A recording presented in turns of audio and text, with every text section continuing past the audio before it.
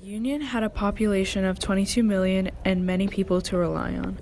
They had a great navy, they had built railroads, and were supported by the government. Despite these advantages, most of their population did not support going to war, and they had terrible leaders. They also had to conquer large, unfamiliar lands that belonged to the South. On top of that, they had to deal with much harder objectives. The Confederacy had to deal with a much smaller population of only 1 million people. They had few factors and even less supplies. 1/3 of their small population was made up of slaves, and they had an awful navy. Regardless of these problems, the South was motivated to defend their homeland and was blessed with good soldiers. They were also fortunate enough to be supplied with an abundance of food, and they did not have to travel far. The Confederate flag has 3 stripes and has 13 stars on it. It was used by the states that seceded in the North to represent the new nation they considered themselves. This, however, is the more commonly known flag. The Union's flag had 34 stars, including the addition of Kansas as a state. The Union had a star for each state, even Confederate states that had considered themselves a new nation. This was because the Union did not believe they had a right to secede. The outfits pictured are the uniforms that would have been worn by Confederate and Union soldiers.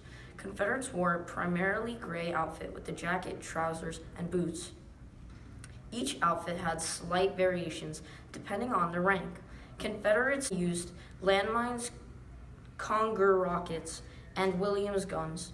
Union soldiers used Ketchum grenades, Gatling guns, and rocket launchers.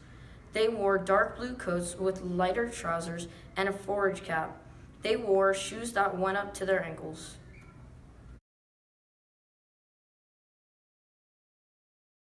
During the war, 166 African American regiments fought in nearly 500 battles. Black soldiers generally received less money than white soldiers and often received little training and poor equipment. Also, black soldiers not only risked death by fighting, but enslavement as well if captured. About 186,000 African Americans enlisted in the Union Army and 30,000 joined the Navy. Even though some black soldiers received unequal pay, a famous black regiment known as the 54th Massachusetts Infantry protested to receive equal pay.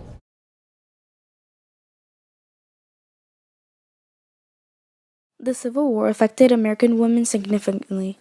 Some women disguised themselves as men and joined in on the fight. Other women served as nurses and spies in the Civil War. Many women took on new roles after the men in their homes were called to fight in the North or the South. Many enslaved women began the transition to freedom during this time.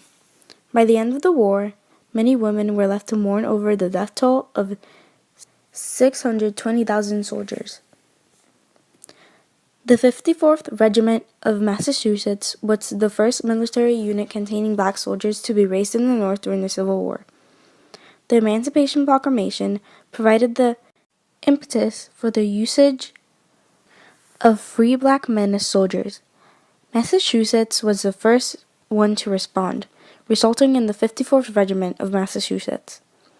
Much controversy was caused over the 54th Regiment, and many questions were asked on the black man's ability to fight. Although there were many doubts, the 54th Regiment of Massachusetts was a success.